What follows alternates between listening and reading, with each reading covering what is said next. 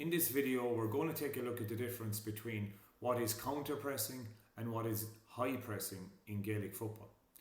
So as we've seen through the first two rounds of the National League, teams are starting to press higher up the field or counter-press higher up the field, trying to win the ball back a lot quicker and a lot higher. The shift we've seen is just 6% of teams at inter-county level and 3% of teams at club level won the ball back inside the opposition 45 last year. But as we start to develop as coaches and as players, we probably start to see the value of trying to win the ball back quicker and higher up the opposition side of the field.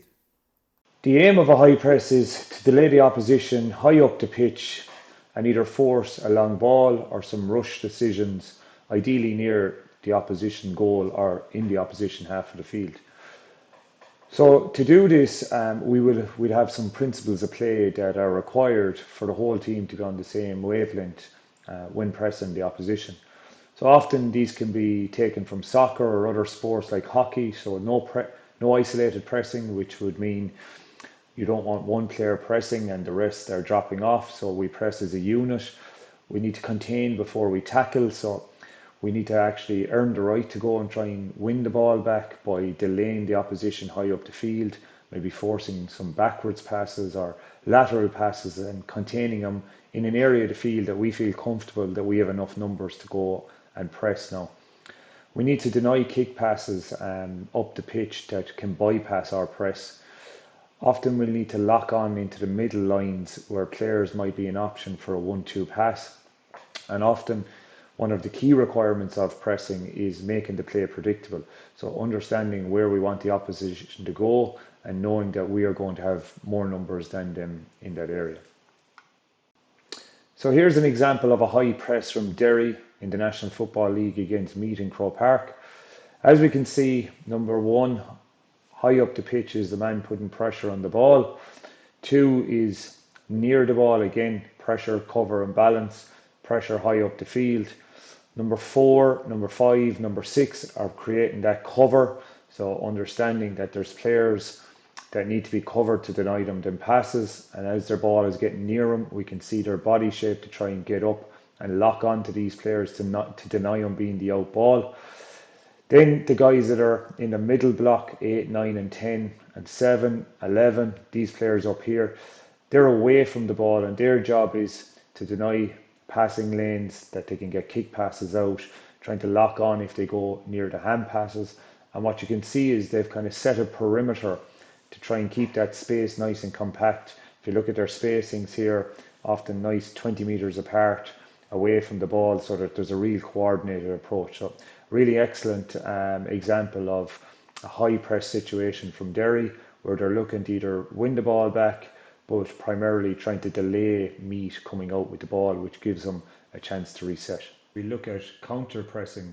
Counter-pressing really happens immediately after we lose possession, often by dropping the ball short into the keeper's hands or potentially losing the ball high up the field in an 11v11 slow attack situation where we have a lot of numbers inside the opposition half and it can be quite difficult for them to get out quite quickly. So with counter-pressing, the aim of it is to recover possession close to the opposition's goals or kill any opposition counter-attack opportunities in the first 5 to 6 seconds.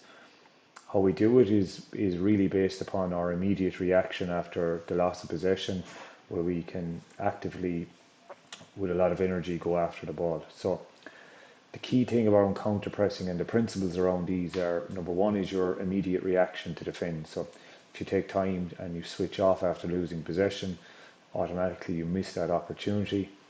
The nearest man engages the ball, so to put pressure on the ball straight away and get contact on the ball carrier, and then swarming numbers to where the ball is, so ensuring that you really lock down that area of the pitch with more numbers than the opposition. Try and force the opposition backwards or laterally.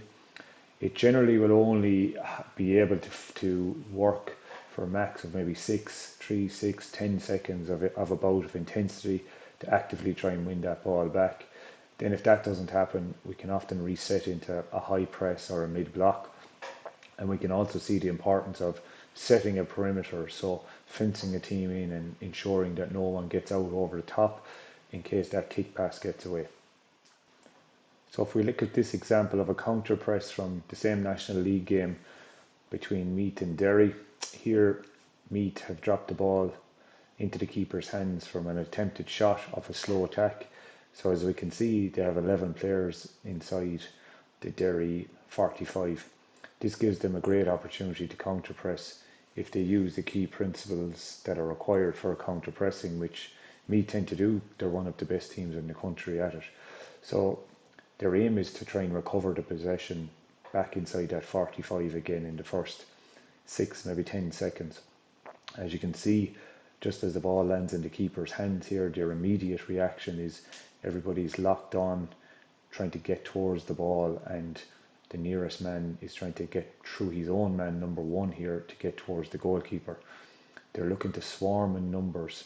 They're looking to turn them backwards. So you can see 2, 3, 4, they're all ready to step up and engage. 5 is ready to lock on. 6, 7, 8, all there as well, near Derry bodies, stopping that out ball. And then if we look at the perimeter, if you take a look at number 11, number 10, number 4, they're setting that fence.